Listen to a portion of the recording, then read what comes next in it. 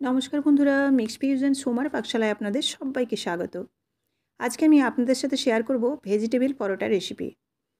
একদম সম্পূর্ণ নিরামিষ রেসিপি, যতটা টেস্টি ততটাই হেলদি। তো আপনারা প্রথম থেকে শেষ পর্যন্ত দেখুন, আশা করি আপনাদের ভালো লাগবে। 500 আটা ব্যবহার করব, তার জন্য 2টো মূলো ব্যবহার করেছি, আর এখানে নিয়ে নিচ্ছি একটা লাউ। তো আমি বললাম যে হাতের সামনে থাকা সবজি। এখানে মূলোটাকে গ্রেট করে নেবো একটা গ্রেটার দিয়ে। যদি গ্রেটারে না গ্রেট করতে পারেন তাহলে কিন্তু মিক্সিতেও ভালোভাবে পেস্ট বানিয়ে নিতে পারেন। এবার মূলোটা একদম মিহি করে গ্রেট করে নিয়েছি। আমি বাকি যে মূলোটা আছে সেটাও করে নিচ্ছি, আর লাউটাকেও গ্রেট করে নেব। এবার লাউটাকেও দেখুন এরকম ঘষে ঘষে গ্রেট করে নিচ্ছি, আর লাউটার থেকে বীজটা আমি বের করে দিয়েছি। আর লাউটা দেখেই বুঝতে পারছেন খুব একটা টাটকা না, ফ্রিজে থেকে থেকে অনেকটাই শুকিয়ে গেছে। তো যাই হোক, এখানে কিন্তু টাটকা সবজি যে দিতেই হবে আমার কোনো মানে নেই। যদি সবজি দেখেন যে ফ্রিজে পুরনো সবজি পড়ে আছে অথচ শুকিয়ে গেছে হালকা হালকা, সেক্ষেত্রে কিন্তু এরকমভাবে পরোটা বানিয়ে নিতে পারেন।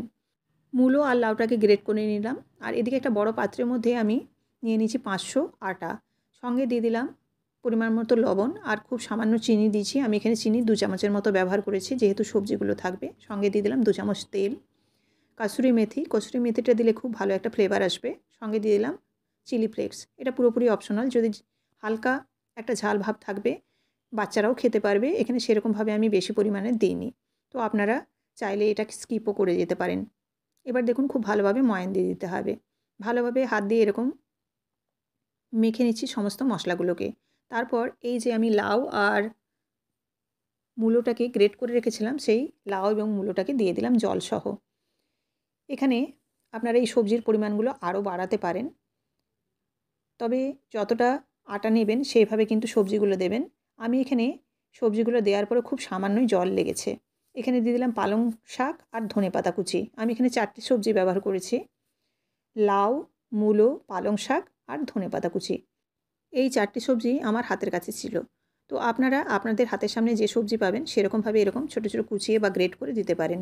যেগুলো নরম সবজি অর্থাৎ শাকগুলো আমি এখানে কুচিয়ে দিয়েছি, আর যেগুলো একটু শক্ত সবজি মূলো এবং লাউ সেগুলো কিন্তু গ্রেট করে দিয়েছি। তো দেখুন এবার খুব সামান্য জল লেগেছে, জল দিয়ে দিয়ে খুব ভালোভাবে শক্ত একটা ডো তৈরি করতে হবে। যেহেতু এখানে প্রচুর পরিমাণে সবজি দেওয়া আছে, সেজন্য কিন্তু ডোটা অবশ্যই শক্ত করে বানাতে হবে। সঙ্গে লবণও আছে, তার মানে ডোটা শক্ত করে না বানালে পরে কিন্তু একটু জলজলে টাইপের হয়ে যাবে, অর্থাৎ নরম টাইপের হয়ে যাবে। সেজন্য ডোটাকে কিন্তু বেশ ভালোভাবে শক্ত শক্ত করে ডোটা বানাতে হবে। দেখুন এখানে আমি ডোটাকে খুব ভালোভাবে এবার থেসে নিতে হবে। ভালোভাবে থেসে নিয়ে একটা স্মুথ ডো তৈরি করে নিলাম। এই ডোটাকে এবার আমি ঢাকা চাপা দিয়ে মোটামুটি 10 থেকে 15 মিনিটের মতো রেখে দেবো। চাইলে আপনারা আরও বেশিক্ষণও রাখতে পারেন। 10-15 মিনিট এখানে আমি রেখে দিচ্ছি ঢাকা দিয়ে।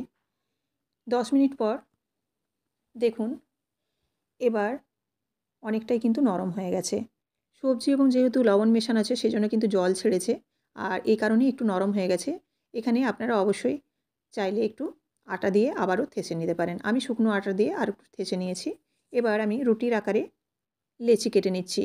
রুটির আকারে ঠিক বলবো না, মানে রুটির থেকে একটু বড় হবে, কারণ এই পরোটাগুলো একটু মোটা মোটা বেলা হবে, খুব একটা পাতলা হবে না রুটির মতো। সেজন্য কিন্তু লেচিগুলো লেচিগুলো কিন্তু একটু তুলনামূলক রুটির লেচি থেকে একটু বড় হবে। দেখুন এরকমভাবে আমি প্রত্যেকটাকেই গোল করে নিচ্ছি, আর দিয়ে আটা দিয়ে আমি এখানে বেলে নেব।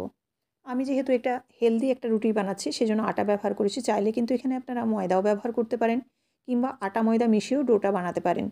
আমি এখানে পুরোপুরি হেলদি করার জন্য পরোটাটাকে, সেজন্য কিন্তু আমি এখানে শুধু আটাই ব্যবহার করেছি এবং আটা দিয়েই বেলছি।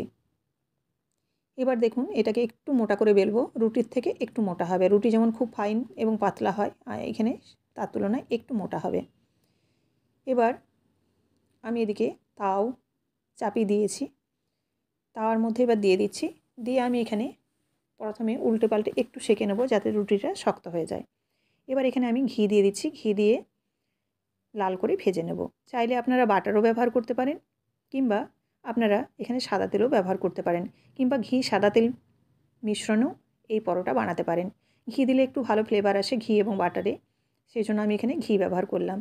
আর আমি এখানে অতিরিক্ত কিন্তু ঘি ব্যবহার করিনি, একটু কম করে ব্যবহার করেছি। আপনারা চাইলে আরও বেশি করেও তেল দিয়ে এটা ভেজে নিতে পারেন। স্বাস্থ্যের কথা মাথায় রেখেই কম করে আমি দিয়েছি। তো দেখুন এইভাবে আমি আরও একটা আপনাদের দেখাচ্ছি। তো এই রেসিপিটি আপনারা দেখলেন।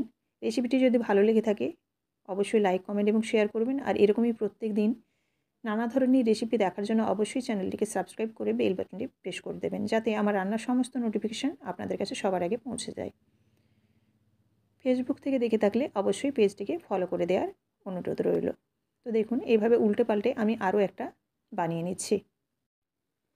এই পরোটাটা যতটা হেলদি হয় টেস্টিও কিন্তু ততটাই হয়। আপনারা বুঝতেই পারছেন আমি কী কী এখানে মিশিয়েছি। এখানে আমি খুব একটা ঘি ব্যবহার করিনি। তাছাড়াও এখানে যে মশলাগুলো দিয়েছি সেগুলো কিন্তু টেস্টের জন্য অসাধারণ হবে। কসুরি মেথি, তাছাড়াও চিলি ফ্লেক্স দিয়েছি, খুব সামান্য চিনিও ব্যবহার করেছি। তো অবশ্যই আপনারা এরকম একবার হলেও বানিয়ে দেখতে পারেন। ঘরোয়া যে সবজিগুলো ফ্রিজে সাধারণত শুকিয়ে যায়, যেগুলো রান্না করলে খুব একটা হয়তো টেস্ট আসে না, সেই সব সবজি দিয়ে এরকম গ্রেট করে বা মিক্সিতে বেটে নিয়ে এরকম যদি ভেজিটেবল পরোটা বানান তাতে হেলদিও হয়, টেস্টিও হয়। আবারও দেখা হচ্ছে আগামীকাল।